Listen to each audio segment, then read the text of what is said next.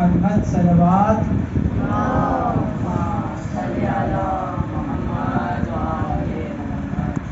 برائے سلامتی ظہور امام زمانہ سب مل کر بآواز بلند صلوات اللہم صلی علی محمد وآل محمد. تمام مرحومین مومنات خصوصاً بانیان مجلس اور حاضرین مجلس کے تمام مرحومین کے لیے ایک دفعہ سب مل کر سورہ فاتحہ. بسم اللہ.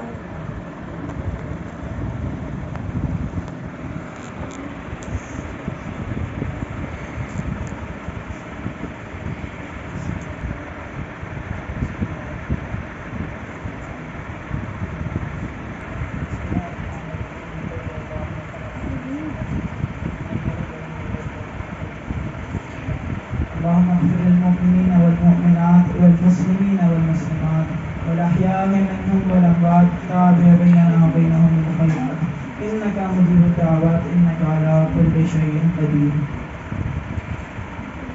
أعوذ بالله من الشيطان الرجيم. بسم الله الرحمن الرحيم. الحمد لله رب العالمين.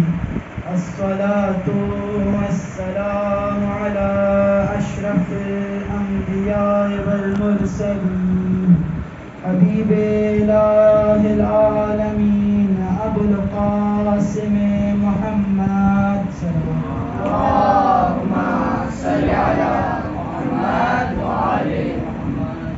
والصلاة والسلام على أهل بيته الطيبين الطاهرين المعصومين المظلومين واللعنة الدائم على أعدائهم أجمعين واليوم عداوتهم إلى قيام يوم الدين. بسم الله الرحمن الرحيم. إنما يريد الله ليذهب عنكم الرجس أهل البيت ويطهركم تطهيرا. اللہم صلی علی محمد وآل محمد. قال الله تبارك وتعالى في قرآن المجيد. بسم الله الرحمن الرحيم. ربنا الذي أعطى كل شيء خلقه ثم هدى. درود پڑھیں محمد آمین. اللہم صلی علی محمد وآل محمد. تمام تعریفیں اس اللہ کے لیے کہ جس کی مداح تک بولنے والے کی رسائی نہیں، جس کی نعمتوں کو گننے والے گن نہیں سکتے اور کوشش کرنے والے اس کا حق ادا نہیں کر سکتے. اور ہمارا تمام درود و سلام محمد اور آل محمد. اللہم صلی علی محمد وآل محمد. خدا کی حمد و ثنا کے بعد خدا کا شکر ادا کرتے ہیں کہ اس نے ہمیں آج اس فرش عزا پر بیٹھنے کی، اس مجلس میں بیٹھنے کی توفیق عطا کری. خدا کا شکر ادا کرتے ہیں کہ اس نے ہمیں ایک ایسے گھرانے میں پیدا کیا کہ جو حسینی گھرانہ ہے. خدا کا شکر کرتے ہیں کہ اس نے ہمیں خود حسینی بننے کی توفیق عطا فرمائی. اور آخر میں خدا کا شکر کرتے ہیں کہ اس نے ہمیں امام حسین علیہ السلام کا دین سمجھنے کی، امام حسین علیہ السلام کے مقصد قربانی کو سمجھنے کی توفیق عطا فرمائی. ایک دفعہ سب مل کے درود پڑھتے ہوئے آگے آگے تشریف لے آئے. محمد وآل محمد صلوات. اللہم صلی علی محمد وآل محمد. اور آگے آگے آگے آگے. اللہم صلی علی محمد وآل محمد. خداوند تعالی قرآن مجید میں سورہ طٰہٰ میں سورہ طٰہٰ کی آیت نمبر 50 میں ارشاد فرما رہا ہے ربنا الذی اعطى كل شيء خلقه ثم هدى. سورہ طٰہٰ میں پورا وہ واقعہ موجود ہے کہ جب فرعون نے حضرت موسیٰ و ہارون کو اپنے دربار میں بلایا اور فرعون نے حضرت موسیٰ علیہ السلام سے سوال کیا تمہارا رب کون ہے؟ حضرت موسیٰ علیہ السلام نے پھر یہ جواب دیا کہ جو یہ سورہ طٰہٰ کی آیت نمبر 50 میں خدا کہہ رہا ہے ربنا الذی اعطى كل شيء خلقه ثم هدى. حضرت موسیٰ نے کیا جواب دیا فرعون کو جب فرعون نے پوچھا تمہارا رب کون ہے؟ حضرت موسیٰ نے کہا میرا رب وہ ہے کہ جو پہلے خلقت بخشتا ہے اور پھر اس کو ہدایت دیتا ہے. کیا کہا حضرت موسیٰ علیہ السلام نے کہ میرا رب وہ ہے کہ جو پہلے خلقت بخشتا ہے اور پھر اس خلقت کو کہ جو اس نے خلق کیا ہے اس چیز کو ہدایت دیتا ہے. اب یہاں پر اس آیت میں حضرت موسیٰ علیہ السلام نے کہا کہ میرا رب خلقت بخشتا ہے. اس کا کیا مطلب کہ ہر وہ چیز کہ جو اس دنیا میں اللہ نے بنائی. تو اس دنیا میں کیا کوئی ایسی چیز ہے کہ جو اللہ نے نہ بنائی ہو؟ نہیں. سب چیز ہر چیز اللہ نے بنائی ہے. تو ہر وہ چیز جو اس دنیا میں موجود ہے یا ہر وہ چیز جو اس کائنات میں موجود ہے ہر وہ چیز جو اللہ نے بنائی ہے اس کو خدا نے خلقت کے ساتھ ساتھ ہدایت بھی دی.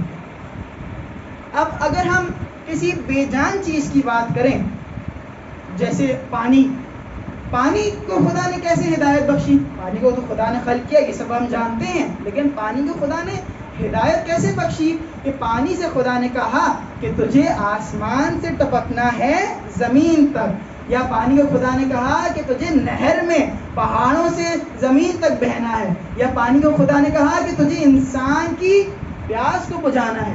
تو پانی کو بھی خدا نے کوئی کام دیا کوئی ہدایت دی. اسی طریقے سے جاندار چیزوں میں خدا نے خلقت دی پھر ہدایت دی.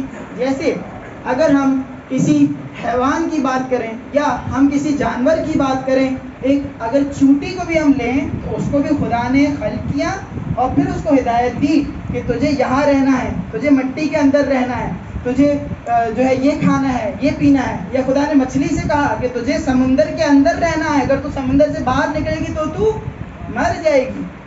خدا نے ہر چیز کو خلقت بخشی اور پھر اس کو بتایا کہ تجھے کیسے زندہ رہنا ہے تجھے اپنی زندگی کا جو میں نے تجھے دنیا میں بھیجا ہے تجھے اپنی زندگی کا ہر لمحہ ایوری سیکنڈ کیسے گزارنا ہے. اب ہم اپنی بات کرتے ہیں. ہم انسانوں کو بھی خدا نے خلق کیا.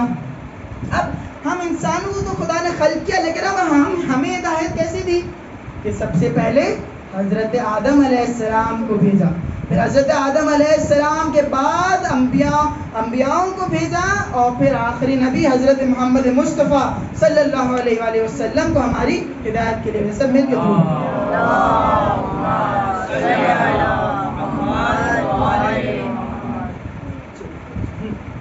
خدا نے سب سے پہلے انبیاؤں کو ہماری ہدایت کے لیے بھیجا پھر امام کو ہماری ہدایت کے لیے بھیجا. انبیاء آئے کہ جنہوں نے ہمیں بتایا کہ تمہیں ایسے رہنا ہے یہ کرنا ہے یہ نہیں کرنا ہے. تو انہوں نے ہمیں قانون بتایا رولز اینڈ ریگولیشنز بتایا انبیاء نے. پھر ان کے بعد جب امامت کا سلسلہ شروع کیا تو اماموں نے کیا کیا وہ باتیں جو رسول نے جو انبیاء نے ہم تک پہنچائی تھی وہ رولز اینڈ ریگولیشنز کہ جو انبیاء نے ہم تک پہنچائی تھی اس کی حفاظت کری اس کی پروٹیکشن کری. جیسے اگر میں دنیاوی مثال دوں تو آپ کے اسکول میں جو پرنسپل ہوتا ہے وہ رولز اینڈ ریگولیشنز بناتا ہے. وہ کہتا ہے کہ بال چھوٹے کر کے جانا ہے اسکول یا وہ کہتا ہے کہ صحیح پراپر یونیفارم میں جانا ہے اسکول یہ کلر کے موزے یہ کلر کے جوتے پہن کے جانا ہے. لیکن اس رول میں آپ لوگوں کو پابند کون کرواتا ہے؟ وہ ٹیچر یا جو ڈسپلن انچارج ہوتا ہے وہ آپ سے کہتا ہے کہ آج آپ کے ناخن نہیں کٹے ہوئے یا آج آپ اس رول کو فالو نہیں کر رہے آج آپ اس رول کو فالو نہیں کر رہے. اسی طریقے سے اگر ہم اگر ہم خدا کے دین کی بات کریں تو سب سے پہلے دین انبیاء لے کر آئے اور پھر اماموں نے ہمارے اس دین کو کہ جو انبیاء لے کر آئے اس کی حفاظت کری اور ان لوگوں کو ہمیں بتایا کہ تم اس بات کو فالو نہیں کر رہے اس بات کو فالو کرو ورنہ تم ہلاک ہو جاؤ. درود پڑھی محمد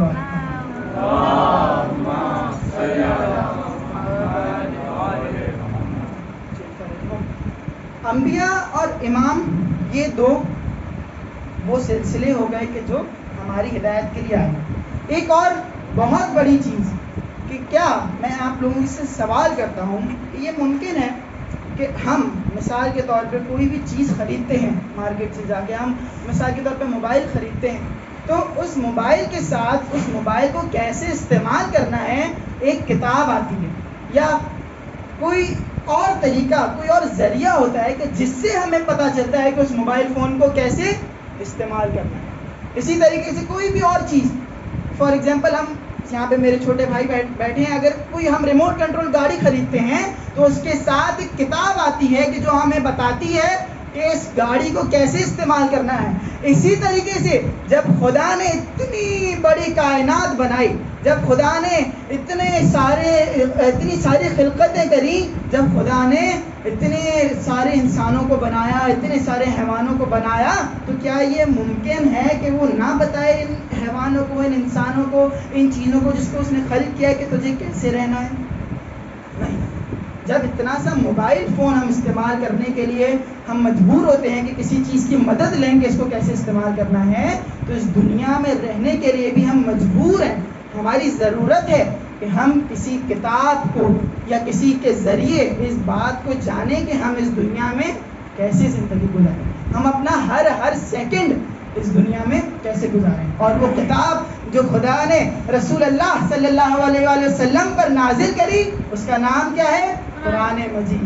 درود پڑھیے محمد و آل محمد.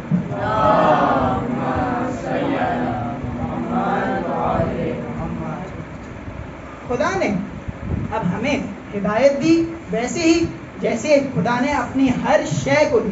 جو حضرت موسیٰ فرعون کے سوال کے جواب میں کہہ رہے ہیں کہ میرا خدا وہ ہے کہ جس نے ہر چیز کو خلق کیا اور اس کے ساتھ ہدایت کو بھی دیا. خلق اور ہدایت ساتھ ساتھ ہے. اگر خلق کر رہا ہے تو ہدایت بھی دے رہا ہے. اگر چوٹی ہے, اگر کوئی بھی بڑی سے بڑی یا چھوٹی سے چھوٹی چیز ہے, تو بھی اس کو خلق کے ساتھ ساتھ ہدایت بھی دی.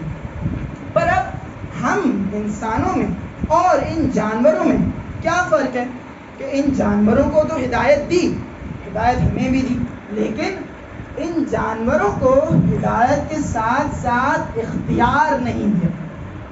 ان جانوروں کے پاس چوائس نہیں ہے کہ کوئی کام کریں یا نہ کریں. ان کو بھوک لگے گی تو ان کو کھانا پڑے گا, یا ان کے پاس چوائس نہیں ہے کہ یہ کہاں رہیں.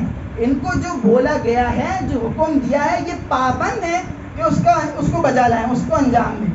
لیکن ہم انسانوں کو خدا کی باقی تمام مخلوقات کے علاوہ ہم انسانوں کو خدا نے اختیار بھی دیا. ہدایت کے ساتھ ساتھ خلق کیا, ہدایت دی, اور پھر اس کے ساتھ اختیار بھی دیا. کیسے خدا نے ہمیں اختیار دیا؟ خدا نے ہمیں چوائس دی کہ میں تجھے ہدایت تو دے رہا ہوں کہ تجھے جھوٹ نہیں بولنا, سچ بولنا ہے, پر اختیار تیرے پاس ہے, چوائس تیرے پاس ہے کہ تجھے اب سچ بولنا ہے کہ جھوٹ بولنا ہے. میں تجھے اختیار تو دے رہا ہوں کہ میں تجھے ہدایت تو دے رہا ہوں کہ تجھے گانا نہیں سننا, لیکن اب چوائس, اب اختیار تیرے پاس ہے کہ تجھے گانا سننا ہے یا نہیں.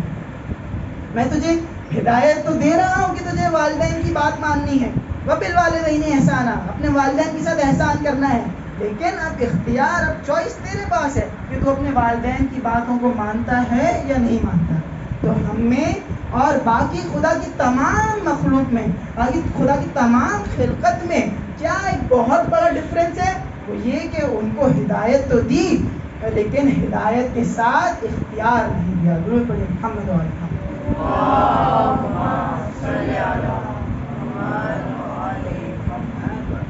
اب یہ جو ہدایت ہمیں دی خدا نے, یہ ایک بہت بڑی نعمت ہے.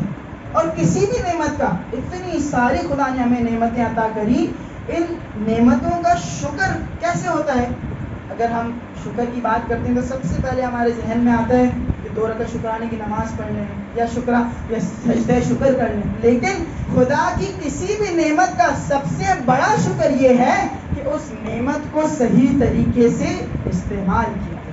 خدا کی نعمت آنکھ, اس آنکھ کو صحیح جگہ استعمال کیا جائے. خدا کی نعمت کان, اس کان سے صحیح چیز سنی جائے.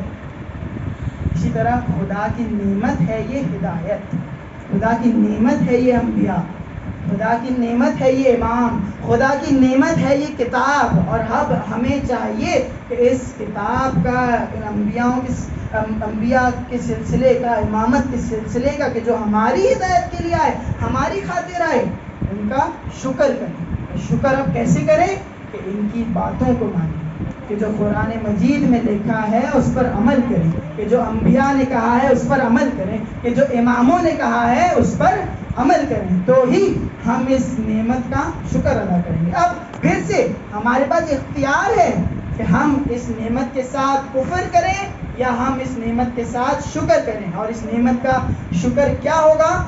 کہ ہم قرآن مجید کی باتوں کو مانیں، سمجھیں، ہم انبیاء نے جو ہمیں سکھایا ہے، انبیاء کی جو سنت ہے اس پر عمل کریں، امام نے جو ہمیں سکھایا ہے ان کی باتوں کو مانیں۔ درود پڑھیں محمد والے۔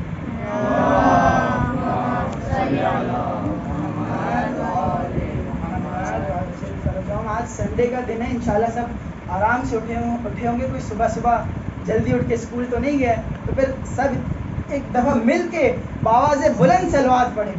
اللہم صلی علی محمد وآل محمد، محمد وآل محمد صلوات۔ اللہم صلی علی محمد وآل محمد۔ اب آپ لوگوں کو آیت کا مطلب کافی حد تک سمجھ آ گیا۔ حضرت موسیٰ نے فرعون کے سوال پہ، فرعون نے کیا سوال کیا، تو دوبارہ بتا رہا ہوں۔ فرعون نے سوال کیا حضرت موسیٰ سے کہ تمہارا رب کون ہے؟ حضرت موسیٰ علیہ السلام نے جواب دیا کہ میرا رب وہ ہے کہ جو پہلے خلقت بخشتا ہے اور پھر اس کو ہدایت بھی دیتا ہے، یعنی اس کو سکھاتا بھی ہے، اس کو بتاتا بھی ہے کہ تجھے تیری زندگی کیسے گزارنی ہے۔ اور میں آپ لوگوں کو یہ بھی بتا دیا کہ ہم انسانوں کو خدا نے کیسے ہدایت دی، اور اب ہم انسانوں کو ہدایت کے ساتھ ساتھ اختیار بھی دیا۔ خدا نے قرآن مجید میں سورہ اسراء کی آیت نمبر 23 ارشاد فرمایا، وَقَضَىٰ رَبُّكَ أَلَّا تَعْبُدُوا إِلَّا إِيَّاهُ وَبِالْوَالِدَيْنِ إِحْسَانًا۔ خدا سب سے پہلے کہہ رہا ہے کہ عبادت کرو فقط میری۔ شاید خدا کہہ رہا ہے وَقَضَىٰ رَبُّكَ، عبادت کرو فقط میری، اور پھر اس کے فوراً بعد، ابھی آیت بھی ختم نہیں ہوئی ہے، اسی آیت کے دوسرے حصے میں خدا کہہ رہا ہے وَبِالْوَالِدَيْنِ احسانہ، یعنی جہاں خدا اپنی عبادت کی بات کر رہا ہے وہیں پر ہی ماں باپ کے ساتھ احسان کرنے کی بات کر رہا ہے۔ درود پڑھیں محمد والے۔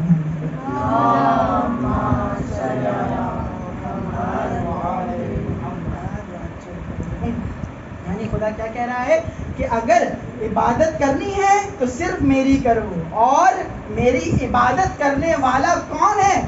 کہ جو والدین کے ساتھ احسان کرتا ہے۔ کیسا احسان؟ ویسا ہی کہ جب ہم چھوٹے ہوتے ہیں تو والدین ہمارے ساتھ احسان سے پیش آتے ہیں، ویسے ہی کہ جب ہم چھوٹے ہوتے ہیں تو والدین ہمارے ساتھ شفقت سے پیش آتے ہیں، ویسے ہی کہ جب ہم چھوٹے ہوتے ہیں تو والدین ہم پر غصہ نہیں ہوتے ہیں، حالانکہ ہم انہیں بہت تنگ کرتے ہیں لیکن پھر بھی وہ ہم پر غصہ نہیں ہوتے۔ ایسے ہی جب ہمارے والدین بوڑھے ہو جائیں گے تو ہم پر بھی فرض ہے کہ ہم ان کے ساتھ احسان سے پیش آئیں۔ ایک واقعہ والدین کا سنانا چاہوں گا، سب مل کے ایک دفعہ درود پڑھیے محمد علیہ وسلم۔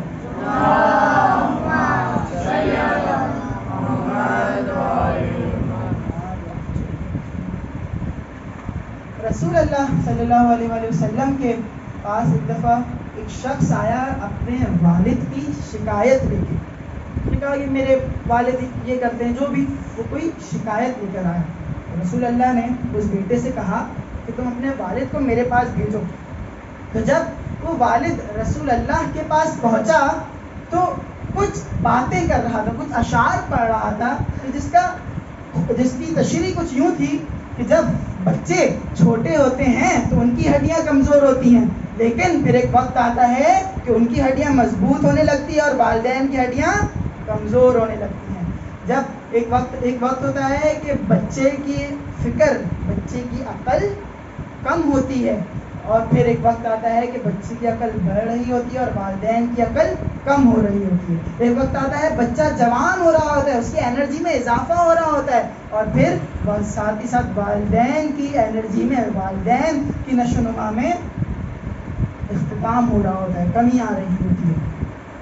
تو یہ شخص ایسے بہت سارے اشعار پڑھتا ہے، ایسے بہت سارے کمپیریزنز کرتا ہے، اور پھر آخر میں ایک جملہ کہتا ہے کہ جب والدین بچوں کے لیے اتنا سب کچھ کرتے ہیں تو پھر یہ بچہ وقت کے نبی کے پاس جاتا ہے اور اپنے والد کی شکایت کر دیتا ہے، اور یہ شخص پھر بہت گریہ کرتا ہے. رسول اللہ اس شخص کو دیکھتے ہیں اور اس کو اپنے گلے سے لگاتے ہیں اور وہ خود بھی گریہ کرتے ہیں اور اس شخص سے وعدہ کرتے ہیں کہ میں تجھ سے وعدہ کرتا ہوں کہ میں قیامت کے دن اس کی شفاعت نہیں کروں گا کہ جو اپنے والدین کو رلائے گا، کہ جو اپنے والدین کو تکلیف پہنچائے گا. کیا کہہ رہے ہیں رسول اللہ؟ شفاعت کیا ہوتی ہے؟ یعنی کہ جب ہم قیامت کے دن کھڑے ہوں گے، ہمارا حساب ہو رہا ہوگا، تو رسول اللہ ہماری سفارش نہیں کریں گے کہ اس کے گناہوں کو معاف کر دے، ہمارے لیے سفارش نہیں کریں گے کہ اس کو جنت میں ڈال دے. رسول اللہ یعنی ہماری شفاعت نہیں کریں گے قیامت کے دن. اور کس کی شفاعت نہیں کریں گے؟ کہ جو اپنے والدین کو رلائے گا، کہ جو اپنے والدین کو تکلیف پہنچائے گا. درود پڑھیں محمد و آل محمد.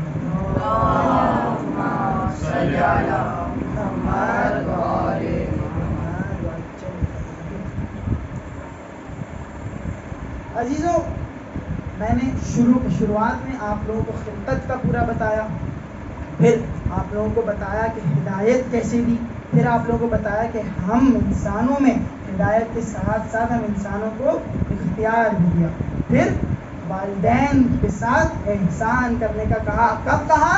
کہ جب خدا نے سورہ اسراء کی آیت نمبر 23 میں کہہ رہا ہے کہ میری عبادت کرو، اور وہیں پر ہی کہہ رہا ہے کہ اپنے والدین کے ساتھ احسان سے پیش آؤ. اب خدا قرآن مجید میں ایک جگہ ارشاد فرماتا ہے کل نفس ذائقۃ الموت.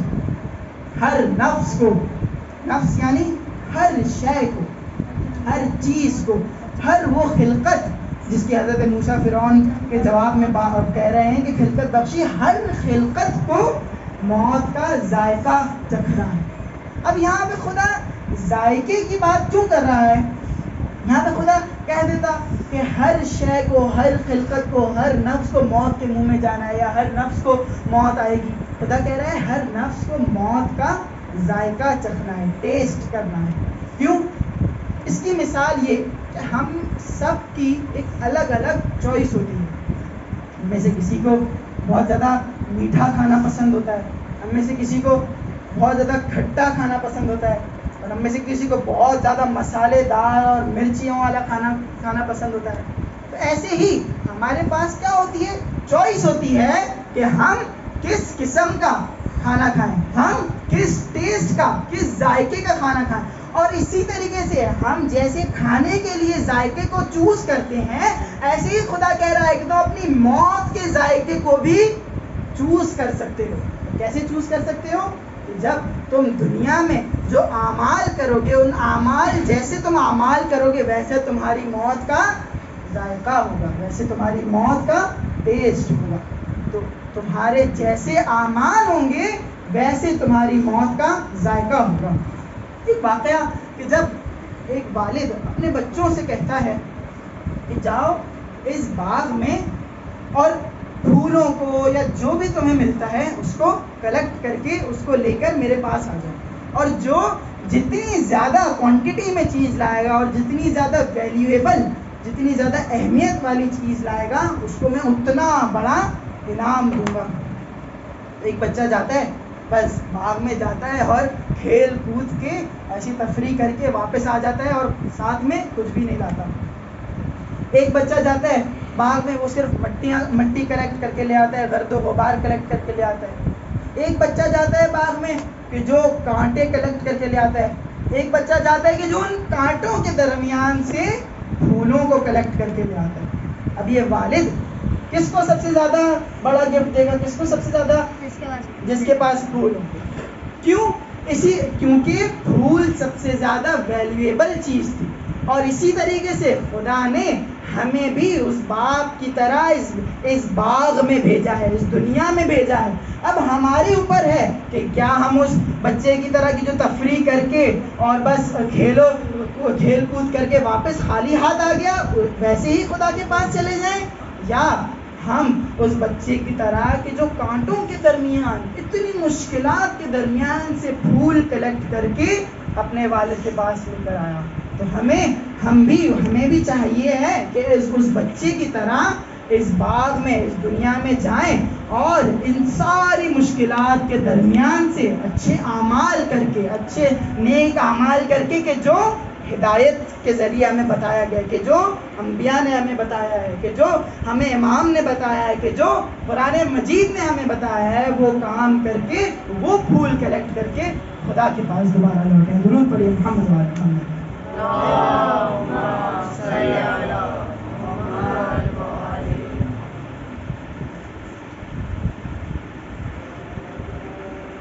اللهم صل على محمد وعلى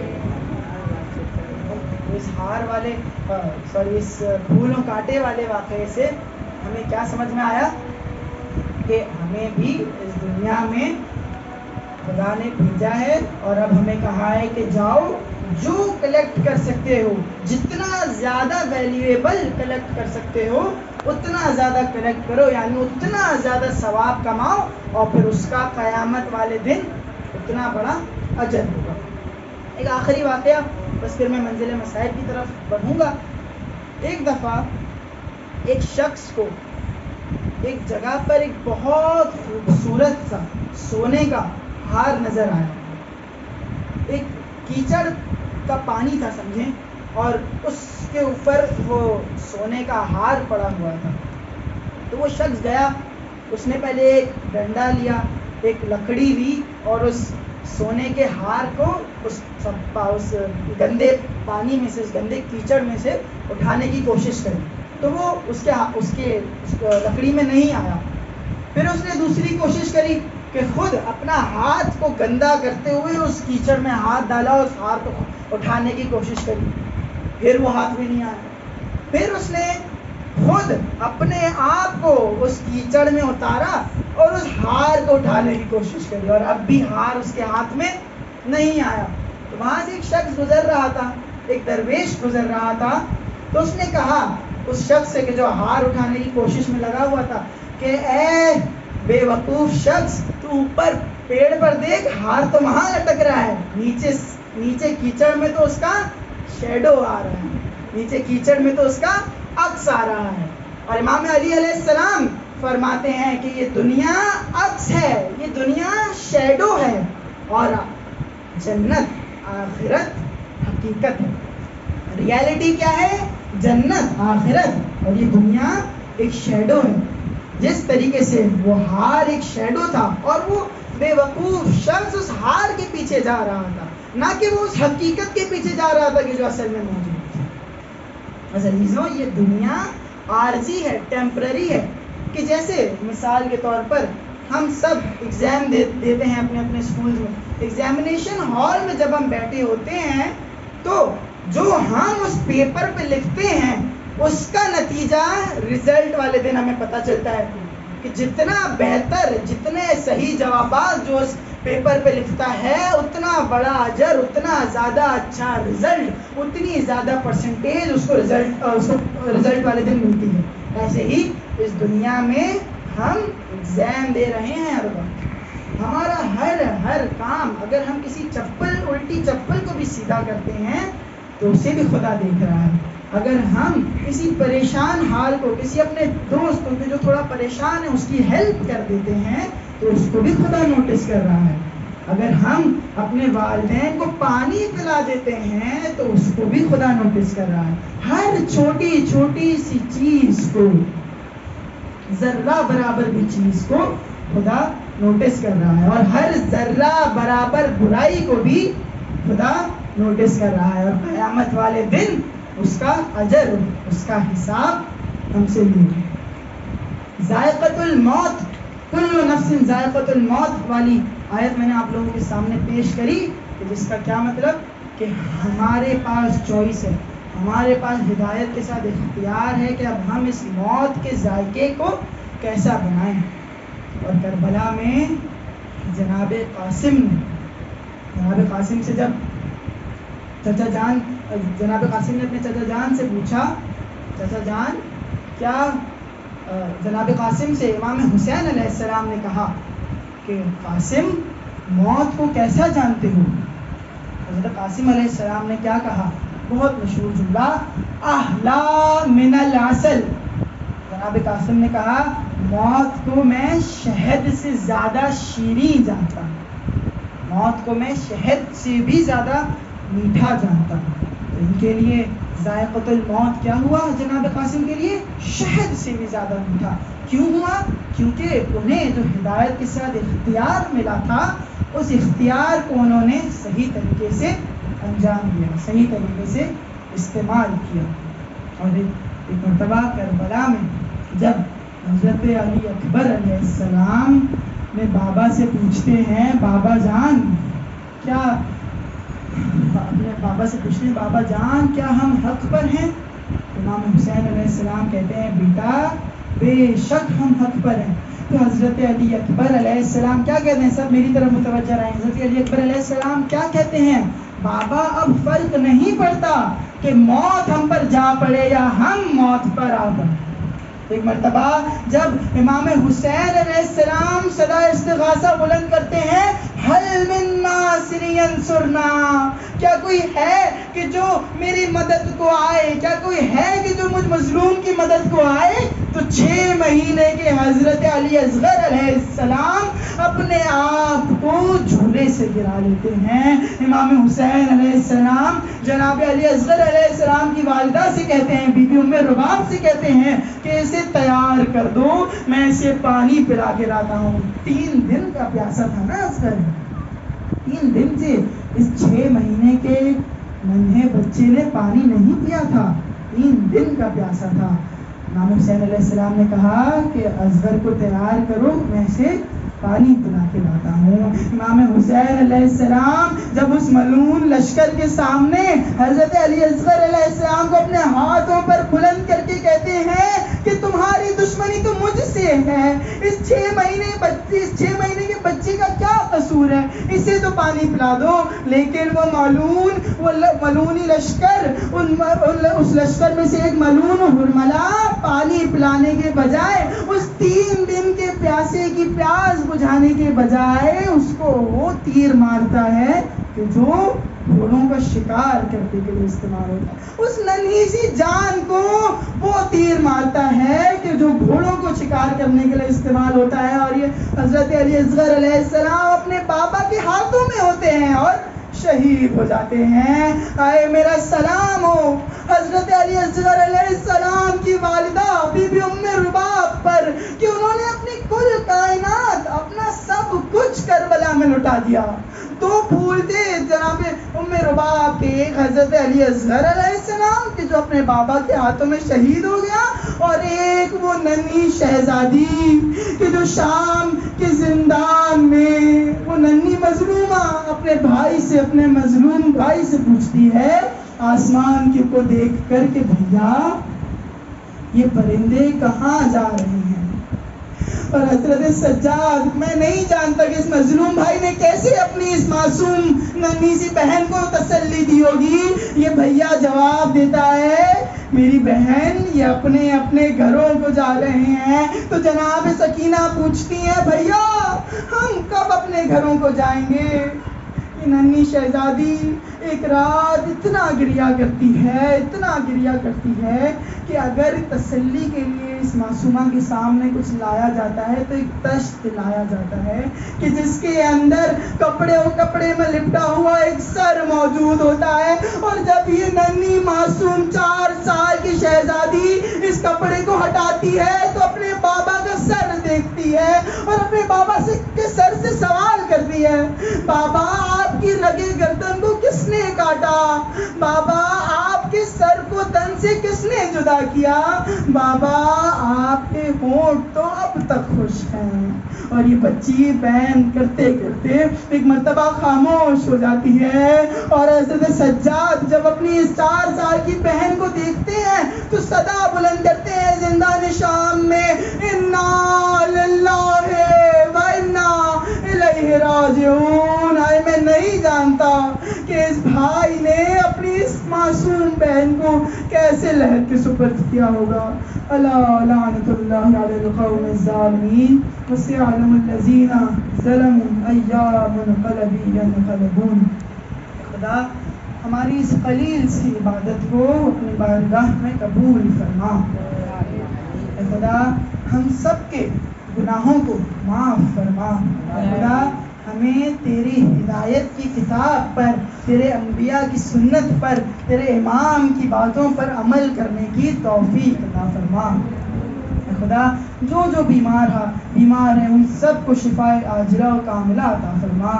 اے خدا جو جو پریشان حال ہیں ان سب کی پریشانیوں کو دور فرما. اے خدا بانیان مجلس اور حاضرین مجلس کے رزق میں اضافہ فرما. اے خدا ہم سب کو تیرا بہترین اطاعت گزار، اور تو نے جو ہمیں یہ اختیار عطا کیا ہے اس اختیار کو صحیح طریقے سے استعمال کرنے کی توفیق عطا فرما. اے خدا آخری دعا ہمارے امام زمانہ کی کہ جو اس وقت ہمارے درمیان نہیں موجود ہیں، ان کے ظہور، ان کا جلد از جلد ظہور فرما، اور ہم سب کو ان کا بہترین ساتھی، ان کا بہترین بندہ بننے کی توفیق عطا فرما. ماتم حسین.